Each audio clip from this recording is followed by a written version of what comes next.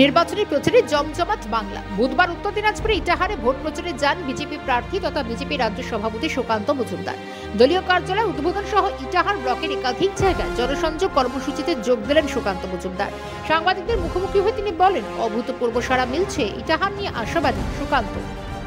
ইটাহারে অভূতপূর্ব সাড়া, এবং আমি প্রথম দিন এসে ভেবেছিলাম যে হয়তো আগের মতো এখন আমরা এখানে অনেকটা পিছিয়ে আছি, কিন্তু আমার যত দিন যাচ্ছে আমার পারসেপশন পরিবর্তন হচ্ছে। এবার ইটাহার অন্য গল্প বলবে। বিগত দিনে মানুষের কাছে অতি পরিচিত নাম এখন সন্দেশখালী। স্বাভাবিকভাবে উঠে এলো সন্দেশখালীর প্রসঙ্গ। সমস্যা এখনো মেটেনি। শাহজাহান গ্রেপ্তার হলো, তার শাগরেদরা এখনো গ্রেপ্তার হয়নি। অবিলম্বে তাদের গ্রেপ্তার করতে হবে দাবি বিজেপি প্রার্থীর।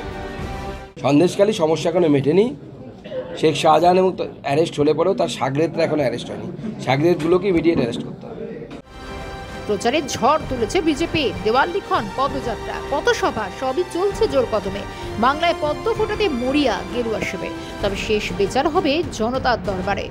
নন্দদুলাল সরকারের রিপোর্ট, ক্যালকাটা নিউজ।